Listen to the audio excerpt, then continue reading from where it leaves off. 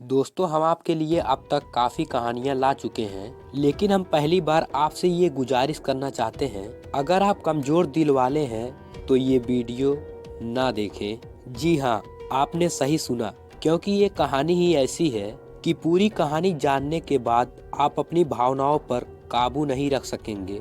इस कहानी से दर्द आपको भी होगा। ये कहानी है सानिया शेख नाम की एक लड़की की। 2021 की इस घटना ने मुंबई को हिला कर रख दिया था। इस घटना को इतनी क्रूरता और परफेक्ट प्लानिंग के साथ अंजाम दिया गया था कि पुलिस को भी इस केस को सॉल्व करने में 14 महीने लग गए थे। तो आखिर इस केस की पूरी कहानी क्या है, सानिया शेख के साथ ऐसा क्या कुछ हुआ था और पुलिस ने इस केस को कैसे सॉल्व किया, चलिए जानते हैं सब कुछ सिलसिलेवार तरीके से इस वीडियो में।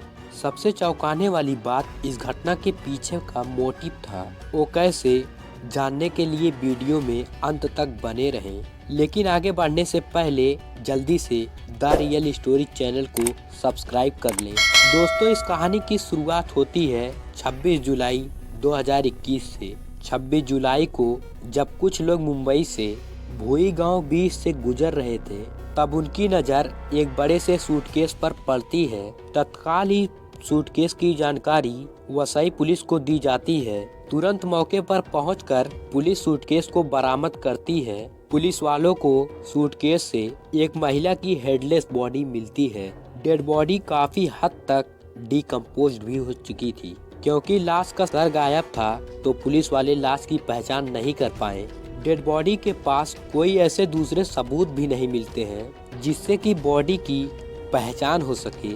फिर भी पुलिस वाले हेडलेस बॉडी की तस्वीर लेकर आसपास के थाने में भेज देते हैं, लेकिन कहीं से भी पुलिस वालों को कोई क्लू नहीं मिलता है। पहचान न होने के कारण पोस्टमार्टम के बाद पुलिस वालों के द्वारा ही शव का अंतिम संस्कार कर दिया जाता है। हालांकि भविष्य में जांच के उद्देश्य से लाश के डीएनए सैंपल सुरक्षित रख दिए जाते हैं। वसई पुलिस कहीं से भी इस मामले में डील बरतने के कहीं से भी तैयार नहीं थी, इसलिए तत्काल ही इस केस के जांच के लिए 4 अलग अलग टीमें बनाई जाती हैं। मुंबई के अलग अलग इलाकों में लगभग 200 बड़े पोस्टर लगाए जाते हैं, जिसमें सूटकेस से भरी सारी जानकारियां पब्लिश की जाती हैं, ताकि किसी भी तरीके से इसकी पहचान हो सके और फिर इस लड़की के कातिल तक पहुंचा जा सके। मगर कहीं से कोई कामयाबी नहीं मिलती है। इस कोशिश में साल भर से ज्यादा का समय बीत जाता है और पुलिस वालों के हाथ खाली रहते हैं। लेकिन कहते हैं ना, अगर आप ईमानदारी से कोई कोशिश करते हैं तो कामयाबी एक दिन जरूर मिल ही जाएगी।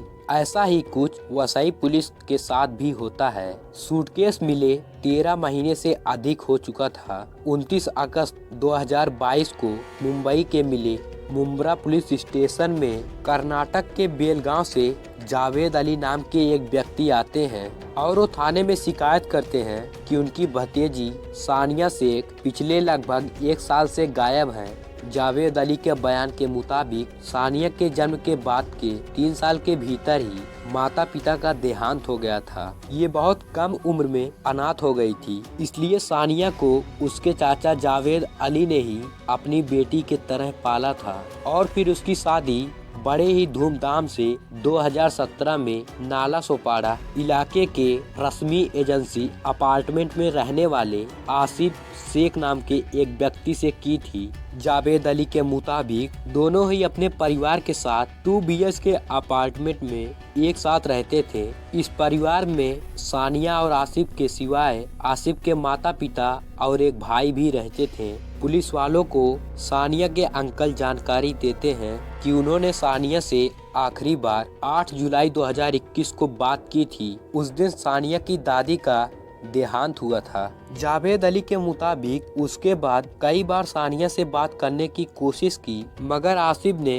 कभी भी सानिया से बात नहीं कराई। एक समय बाद आसिफ ने फोन उठाना भी बंद कर दिया।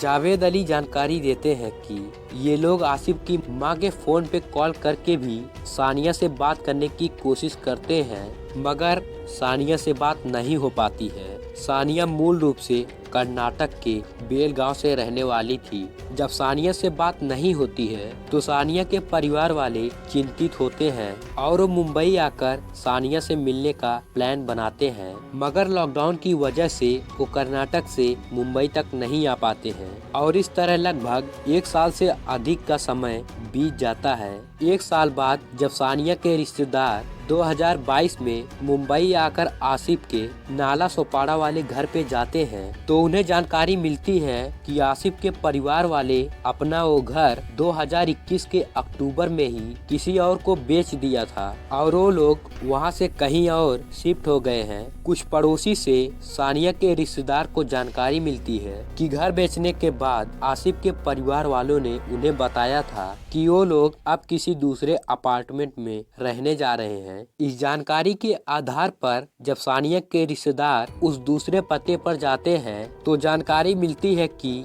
वहां भी कोई नहीं रह रहा है। फिर ये लोग आसिफ से कांटेक्ट करने की कोशिश करते हैं मगर आसिफ उनसे बात नहीं करता है। फिर किसी तरह सानिया के अंकल आसिफ के माँ से कांटेक्ट करने में सफल हो जाते हैं और इतना पता लगा लेते हैं कि ये लोग मुंब्रा के किसी अपार्टमेंट में रह रहे हैं। जानकारी के आधार पर जब ये लोग मुंब्रा वाले एड्रेस पर जाते हैं तो वहाँ उन्हें आसिफ के माता पिता घर में आने से रोक देते हैं। यहाँ उन्हें सानिया और आसिफ की 3 साल की बेटी अमायरा जरूर दिखाई देती है मगर सानिया कहीं नजर नहीं आती है। सानिया के बारे में पूछने पर आसिफ और उनका परिवार बताता है कि सानिया लगभग 1 साल पहले ही अपने किसी बॉयफ्रेंड के साथ भाग गई थी। सबूत के तौर पर आसिफ सानिया के रिश्तेदारों को हाथों से लिखी चिट्ठी दिखाता है। आसिफ कहता है कि ये चिट्ठी सानिया ने लिखी है जिसमें साफ साफ लिखा है कि वो अपने बॉयफ्रेंड के साथ अपनी मर्जी से घर छोड़कर भाग रही है। आसिफ की बातों पर सानिया के रिश्तेदारों को जरा भी यकीन नहीं होता है।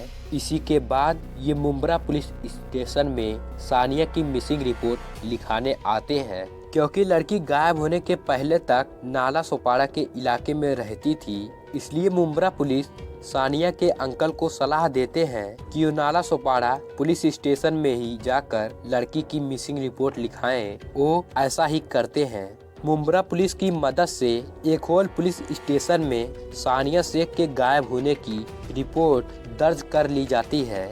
FIR दर्ज कर लेने के बाद पुलिस वाले सानिया शेख के रिलेटिव को 1 साल पहले बरामद सूटकेस के बारे में सूटकेस में मिली लाश की तस्वीर दिखाते हैं। लड़की का चेहरा नहीं था, फिर भी सानिया की तस्वीर देखकर कपड़े के आधार पर उसकी पहचान सानिया शेख के तौर पर कर ली जाती है। कुछ दूसरे रिलेटिव भी तस्वीर में दिख रही लड़की को सानिया बताते हैं। सानिया की जानकारी मिलने के बाद तत्काल ही पुलिस वाले आसिफ शेख और आसिफ के माता पिता को थाने पर बुलाते हैं और उन्हें भी ये तस्वीर दिखाते हैं मगर ये लोग उस तस्वीर में दिख रही लड़की को सानिया के तौर पर पहचानने में इनकार कर देते हैं। इतना ही नहीं, आसिफ पुलिस वालों को सानिया के बॉयफ्रेंड के साथ अपनी मर्जी से घर छोड़कर भाग जाने वाली कहानी सुनाता है और एक हाथों से लिखा लेटर भी पुलिस वालों को देता है। पुलिस वालों को शक जरूर होता है मगर तत्काल ही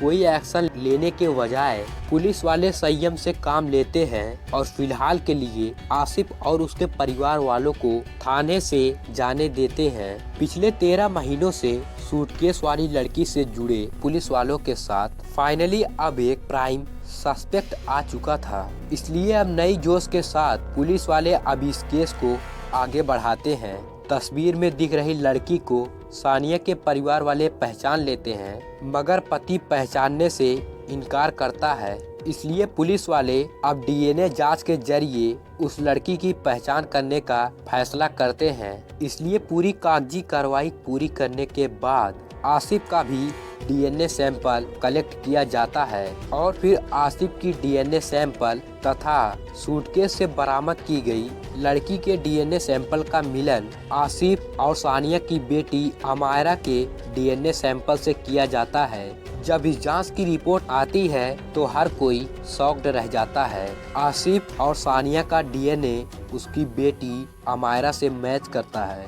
यानी अब साफ हो जाता है कि सूटकेस से बरामद की गई लड़की कोई और नहीं, सानिया ही थी। इस तरह आसिफ और उसके परिवार वालों का पहला झूठ बेनकाब हो जाता है। डीएनए रिपोर्ट के तुरंत बाद ही पुलिस वाले आसिफ को तुरंत गिरफ्तार कर लेते हैं और अब उससे पूछताछ का सिलसिला शुरू होता है। पहले तो आसिफ किसी भी तरीके से सानिया की हत्या में मिलने से इनकार करता रहता है और सानिया के बॉयफ्रेंड के साथ भाग जाने वाली कहानी पर ही टिका रहता है। मगर जब कथित तौर पर सानिया द्वारा लिखी गई हैंडराइटिंग की रिपोर्ट आती है तो आसिफ का दूसरा झूठ भी पकड़ा जाता है। हैंडराइटिंग एनालिसिस से खुलासा होता है कि लेटर में जो भी बातें लिखी गई हैं, इसकी लिखावट सानिया से नहीं बल्कि आसिफ के लिखावट से मैच कर रही है। यानी वो बॉयफ्रेंड वाली कहानी आसिफ की ही गढ़ी हुई है। उसी ने ही ये फर्जी लेटर लिखकर लोगों को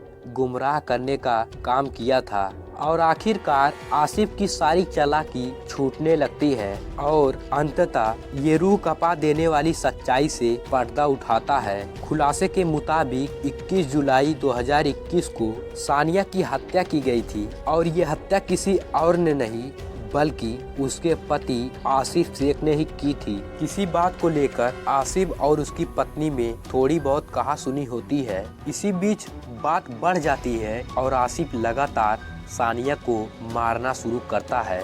मारपीट के दौरान ही आसिफ सानिया के हाथ पैर को बांध देता है और फिर उसका चेहरा पानी से भरे टब में डुबा देता है। काफी देर तक वो सानिया को पानी में डुबाकर तड़पाता रहता है। जब सानिया लगभग बेहोश हो जाती है तब भी आसिफ को चैन नहीं पड़ता है और अब वो सानिया का गला घोटना शुरू कर देता है और तब तक गले को घोटे रहता है जब तक कि सानिया की सांस नहीं रुक जाती है। आसिफ के खुलासों के मुताबिक गला घोटने के बाद सानिया की मौत जरूर हो जाती है। फिर भी आसिफ का गुस्सा शांत नहीं होता है और वो भागकर दूसरे कमरे में जाता है और बड़ा सा चाकू उठा लाता है और सानिया का गला रेतना शुरू कर देता है। हालांकि गला रेतने के दौरान ही आसिफ बेहोश हो जाता है। आसिफ के बेहोश होने के बाद आसिफ के दौरान आसिफ के पिता कथित तौर पर कमरे में दाखिल होते हैं और वो गला रेत कर सर से धड़ को अलग कर देते हैं।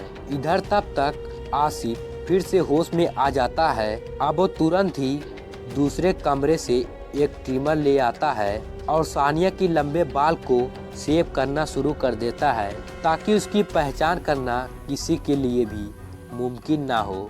आसिफ कितनी परफेक्ट प्लानिंग के साथ इस हैवानियत को अंजाम दे रहा था, इसका अंदाजा आप इस बात से लगा सकते हैं कि सानिया के होठ पर एक ऊपरी तिल था। आसिफ को लगता है कि अगर कहीं सानिया का हेड पुलिस वालों को मिला तो उसकी पहचान हो सकती है।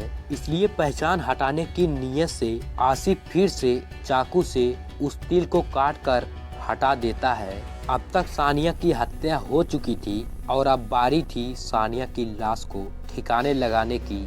सबसे पहले आसिफ सानिया के सर को बेडशीट में लपेटता है और एक बड़े से पॉलीथीन बैग में रख लेता है और अपने भाई यासीन के साथ उस सर को लेकर घर से बाहर निकल जाता है। यासीन बाइक चलाता है और आसिफ अपनी पत्नी का सर लेकर पीछे बैठ जाता है। फिर ये दोनों बाइक चलाते हुए मुंबई अहमदाबाद हाईवे पर आ जाते हैं और एक सुनसान इलाके में आकर झाड़ियों के बीच सर को फेंककर वापस अपने फ्लैट पर आ जाते हैं। अब बारी थी पूरे शरीर को ठिकाने लगाने की। शरीर को बाइक पर ले जाना पॉसिबल नहीं था, इसलिए अब आसिफ मदद लेता है अपने जीजा यूसुफ की। यूसुफ पेशे से एक कैब ड्राइवर था जो मुंब्रा में रहता था। आसिफ यूसुफ को कॉल करता है और तुरंत आने को कहता है। इधर आसिफ अपने भाई और पिता के साथ मिलकर सानिया के शरीर को एक बड़े से सूटकेस में बंद कर देता है और फिर जब थोड़ी देर बाद यूसुफ कार लेकर आता है तो ये लोग बैग को लेकर कार में बैठ जाते हैं और इसे भुगई बीच पर लाके फेंक देते हैं। 5 दिन तक बैग यूं ही पड़ा रहता है और फिर जब परिंदे और जानवर इस पर मंडराने लगते हैं तब लोगों की नज़र इस पर पड़ती है और फिर पुलिस को जानकारी दी जाती है। आसिफ द्वारा किए गए खुलासों के मुताबिक ये ट्रॉली बैग को सुनसान इलाकों में फेंकने के बाद वापस घर आता है और घर के अंदर अच्छे से खून की सफाई करता है। अपने खून से सने कपड़ों को भी आराम से गायब कर देता है। 21 जुलाई 2021 को भारत में बकरीद का त्योहार भी मनाया जा रहा था। इस रूह कपा देने वाली हत्या को अंजाम देने के बाद बड़े आराम से आसिफ अपने परिवार वालों के साथ बकरीद का त्योहार भी मनाता है और दूसरे रिलेटिव्स के यहाँ घूमने जाता है। ये लोग इतने कूल बने रहते हैं कि जैसे कुछ हुआ ही ना हो। आपके जहन में एक सवाल आ रहा होगा कि इस घटना के समय सानिया और आसिफ की बेटी कहाँ थी। खुलासों के मुताबिक क्योंकि ये प्री प्लान्ड केस था, इसलिए पहले ही आसिफ अपने बेटी को यूसुफ के पत्नी के यहाँ छोड़ देता है। पुलिस को हत्यारा तो मिल चुका था, लेकिन हत्या का मोटिव अब तक नहीं मिला था। इसलिए पुलिस वाले आसिफ से इस हत्या के कारण का पता लगाने की कोशिश करते हैं, तो आसिफ एक बेहद ही हैरान कर देने वाली कहानी सुनाता है। दरअसल आसिफ की एक बहन भी थी जिसकी शादी कुछ साल पहले यूसुफ से हुई थी। शादी के कई साल बाद भी यूसुफ के घर कोई बच्चा जन्म नहीं लेता है। दूसरी तरफ सानिया के शादी के बाद ही आसिफ के घर एक बिटिया का जन्म होता है। बेटी के जन्म के बाद परिवार में उत्सव मनाया जाता है, मगर एक समय बाद आसिफ समेत आसिफ के माता पिता सानिया पर दबाव बनाने लगते हैं कि वो अपनी नन्ही बच्ची को यूसुफ के अपनी ननद यानी कि आसिफ की बहन को दे दे। सानिया किसी भी हाल में अपनी बच्ची को अपनी ननद को देने के लिए मना कर देती है। यहीं से लड़ाई झगड़े की शुरुआत होती है। एक तरफ ससुराल वाले सानिया पर अपनी बच्ची को देने का दबाव बनाने लगते हैं, तो दूसरी तरफ आसिफ भी अपनी पत्नी को सताना शुरू कर देता है। एक बार तो बात इतनी ज्यादा बढ़ जाती है कि सानिया अपने ससुराल वालों के खिलाफ मामला दर्ज करवाने के लिए स्थानीय पुलिस स्टेशन में भी चली जाती है, मगर फिर किसी तरह परिवार वाले मामले को शांत कराते हैं। कुछ समय तक शांति रहती है, मगर फिर से सानिया के साथ वही दुर्व्यवहार का दौर शुरू हो जाता है और अंततः इस दुर्व्यवहार का अंत सानिया की दुखद मौत से होता है। दरअसल सानिया के माता पिता सानिया के बचपन में ही गुजर गए थे, मगर उन्होंने अपनी इकलौती बच्ची के लिए 2 बड़े घर और आम का बड़ा सा बगीचा भी छोड़ा था। सानिया के माता पिता के नाम अच्छी खासी जमीन थी जो कि कर्नाटक में थी, जिसकी इकलौती वारिस सानिया ही थी। शादी के बाद जब आसिफ के परिवार वालों को सानिया के पास मौजूद जमीन के बारे में पता चलता है, तो ये लोग सानिया पर दबाव बनाने लगते हैं कि वो कर्नाटक के बेलगांव जाकर सारी जमीन बेचकर पैसे लाकर उन्हें दे, मगर सानिया ऐसा करने के लिए रेडी नहीं होती है। इस कारण भी सानिया को ससुराल में परेशानियों का सामना करना पड़ता है। इस पूरे खुलासे के बाद आसिफ के माता पिता, भाई और जीजा को भी गिरफ्तार कर लिया जाता है। सभी को जेल भेज दिया जाता है। वैसे तो सभी गुनहगारों पर अंतिम फैसला अदालत करेगी, मगर आपके अनुसार इस हैवानियत पर आसिफ और सभी दोषियों को क्या सजा मिलनी चाहिए, कमेंट बॉक्स में जरूर बताइएगा। अगर आपको हमारी मेहनत पसंद आई हो तो वीडियो को लाइक करते हुए द रियल स्टोरी चैनल को सब्सक्राइब जरूर से कीजिए। धन्यवाद।